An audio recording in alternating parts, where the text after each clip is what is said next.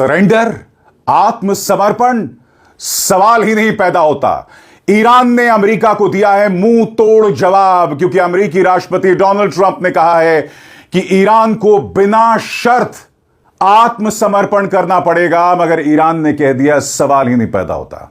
समानांतर तौर पर क्या खाड़ी देश अमेरिका के खिलाफ बगावत कर रहे हैं? आखिर सऊदी अरब ईरान के साथ संपर्क क्यों साध रहा है? सबसे बड़ा सवाल।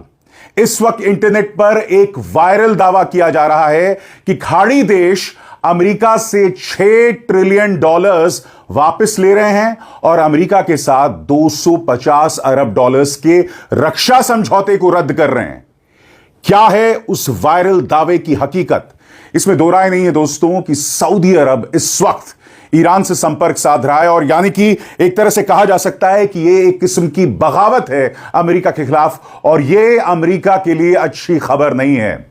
मगर सबसे पहले दोस्तों मैं आपको बतलाना चाहता हूं ईरान ने किस तरह से मुंह तोड़ जवाब दिया है अमेरिका को, क्योंकि अमेरिका ने कहा है कि बिना शर्त समर्थन करो वरना हम ईरान को बर्बाद कर देंगे। क्या कहा ईरान ने? गौर फरमाएं। ईरान ने यह बात खारिज कर दी है कि उसने ट्रंप से बातचीत करने की मांग की। एक वरिष्ठ ईरानी अधिकारी ने कहा कि जब तक नया सुप्रीम लीडर नियुक्त नहीं हो जाता तब तक किसी भी तरह की बातचीत पर विचार नहीं किया जाएगा। उस अधिकारी ने यह भी कहा कि अमेरिका यह दावा कर रहा है कि ईरान की सैन्य ताकत लगभग खत्म हो चुकी है, लेकिन असल में तेहरान अपने जवाबी हमलों को और बढ़ा रहा है और ज्यादा ताकतवर हथियार इस्तेमाल कर रहा है। दोस्तों याद कीजिएगा, इसी मंच पर मैंने आपको बताया था कि किस तरह से तेल अवीव, इस्राएल की राजधानी तेल अवीव, खुर्रम शहर 4 मिसाइल से थर्रा गया था। इसमें दो राय नहीं है कि ईरान पलटवार कर रहा है, मगर एक बात पर गौर कीजिएगा, कई लोग यह दावा कर रहे हैं कि ईरान यह युद्ध जीत रहा है। यह भी बढ़ा चढ़ाकर पेश किया गया दावा है। दोस्तों मेरी क्या जिम्मेदारी है कि आपके सामने हकीकत पेश करूं जो फैक्ट्स पर आधारित है। मैं कुछ लोगों की भावनाओं को उभार देने के लिए, क्योंकि होता क्या है, आप और हम जब एक कार्यक्रम को देखते हैं तो उसमें हमारी निजी भावनाएं भी होती हैं। मैं निजी भावनाओं से ऊपर उठ के आपके सामने फैक्ट्स रखता हूं, तथ्य रखता हूं। और क्यों? क्योंकि मेरा मानना है कि मेरे दर्शकों को सच पता होना चाहिए, सच के अलावा कुछ नहीं। बहरहाल अमेरिकी राष्ट्रपति डोनाल्ड ट्रंप ने क्या कहा है आपके स्क्रीन्स पर? उन्होंने बाकायदा अपने सोशल मीडिया प्लेटफॉर्म ट्रूथ में यह लंबा चौड़ा बयान जारी किया है और कहा है मेक ईरान ग्रेट अगेन। क्या कहते हैं ट्रंप? गौर फरमाइए। ईरान के साथ कोई भी समझौता नहीं होगा, सिर्फ बिना शर्त के सरेंडर ही स्वीकार होगा। उसके बाद जब एक बेहतरीन और सबको स्वीकार होने वाले नेता चुने जाएंगे, तब हम और हमारे कई शानदार और बेहद बहादुर सहयोगी और साझेदार ईरान को तबाही के किनारे से वापस लाने के लिए पूरी मेहनत करेंगे। हम कोशिश करेंगे कि ईरान को आर्थिक रूप से पहले से भी बड़ा, बेहतर और ज्यादा मजबूत बनाया जाए। ईरान का भविष्य बहुत अच्छा होगा। Make Iran great again, मीगा। इस मामले पर ध्यान देने के लिए धन्यवाद राष्ट्रपति डोनाल्ड जे ट्रंप। सबसे बड़ा प्रश्न, डोनाल्ड ट्रंप ये समझ रहे हैं हकीकत क्या है? ईरान बेशक ये युद्ध इस वक्त जीत ना रहा हो, मगर ईरान लड़ रहा है, और इस वक्त हम किसी के भी जीत और हार का दावा ही नहीं कर सकते हैं, क्योंकि अभी युद्ध को महज 7 दिन हुए हैं। हम 7वें दिन प्रवेश कर चुके हैं दोस्तों। लिहाजा इस वक्त कोई भी यह दावा करे कि एक पक्ष की जीत हो गई है, वो गलत है। अमेरिका भी जो बातें कर रहा है, नुकसान की बात कर रहा है। यकीनन ईरान के अंदर 1300 लोग मारे गए हैं और इनमें अधिकतर बेकसूर बच्चे और औरतें हैं। यह बात एक तथ्य है, मगर यह कहना कि ईरान हार चुका है सरासर गलत है। और सबसे बड़ी बात, खबर क्या आ रही है दोस्तों, इस पर गौर फरमाइए। सऊदी अरब अब ईरान से संपर्क साध रहा है।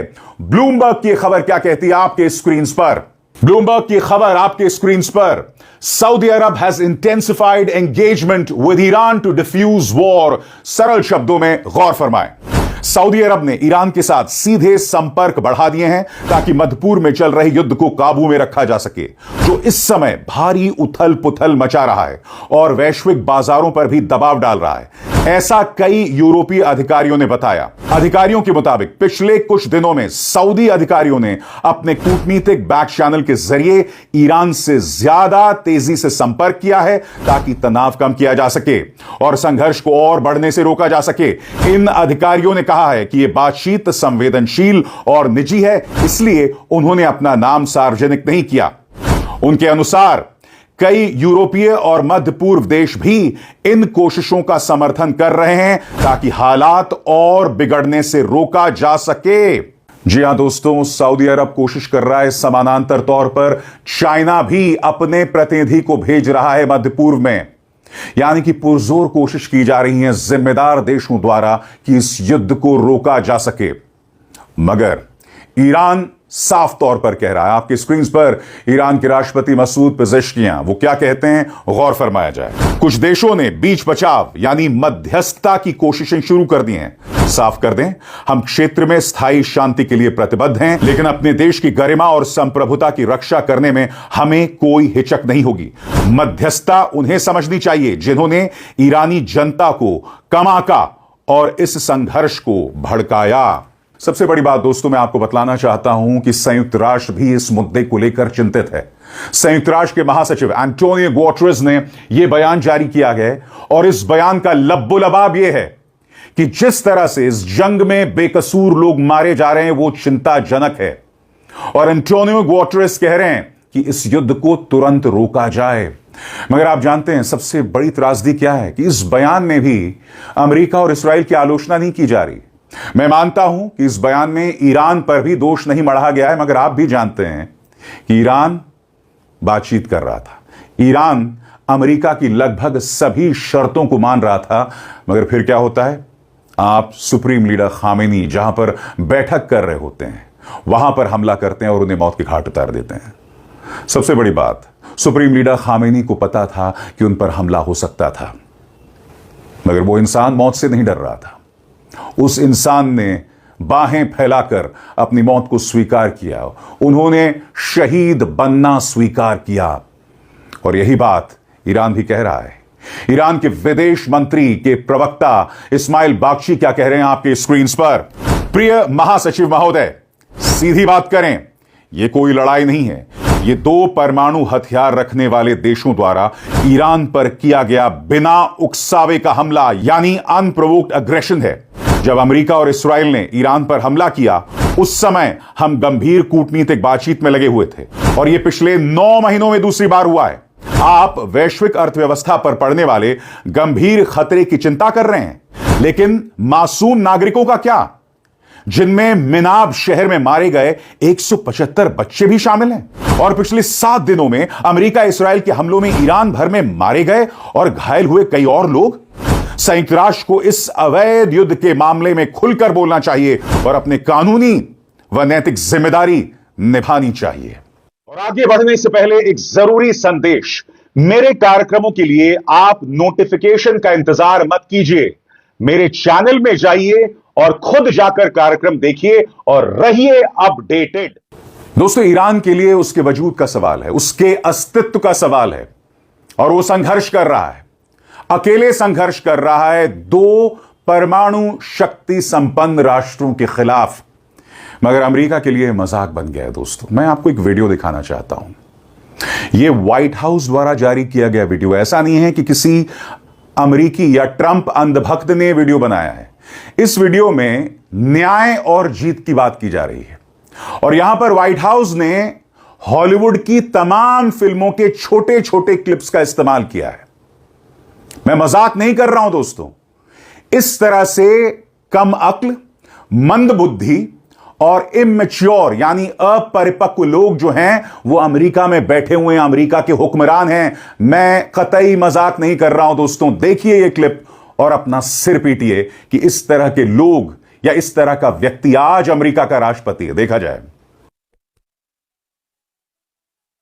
Wake up, Daddy Son. Welcome home, son. Strength and honor. Strength and honor. What will you do without freedom? Mavericks inbound.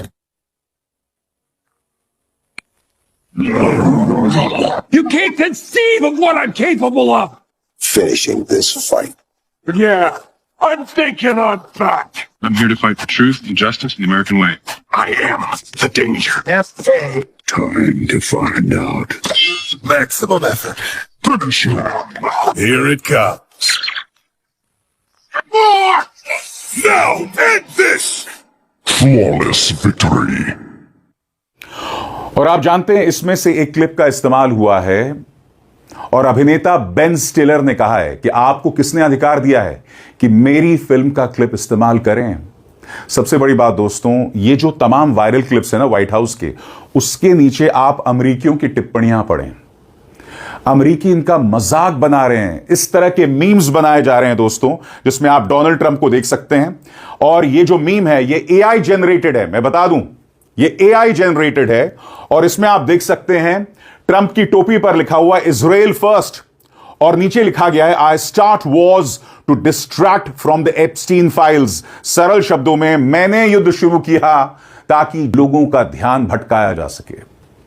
और बात यहां नहीं रुकती, मैं आपको एक वीडियो दिखाना चाहता हूं। यहां पर ट्रंप बीच में बैठे हुए हैं और उनके तमाम सांसद उन्हें छू रहे हैं और यह कह रहे हैं कि जीसस हमारा साथ देंगे। एक सीधी सी बात, यसू यानी जीसस क्राइस्ट, उन्होंने अपनी जिंदगी कुर्बान कर दी न्याय के लिए। आपको क्या लगता है जो लोग एप्स्टीन फाइल्स के साथ जुड़े हुए हैं, जिन्होंने छोटी छोटी बच्चियों के साथ बलात्कार किया, जिन्होंने गजा में 70,000 बेकसूर औरतों और बच्चों को मार डाला, उनके साथ जीसस होंगे?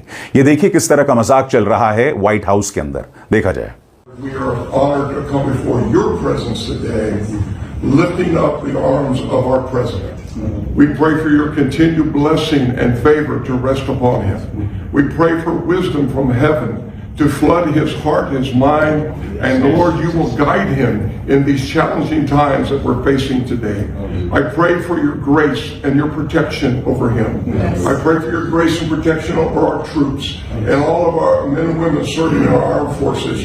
And Father, we just pray you'll continue to give our president the strength that he needs to lead our great nation as we come back to one nation under God, indivisible, with liberty and justice for all. We pray your heavenly blessing upon him in Jesus' name.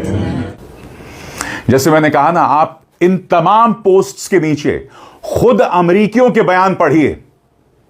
अमेरिकी जिस तरह से प्रहार कर रहे हैं Trump की, मैं दावे के साथ कह सकता हूं अगर इस वक्त अमेरिका में दोबारा चुनाव हो जाए ना, इस व्यक्ति को 30% वोट भी नहीं मिलेंगे।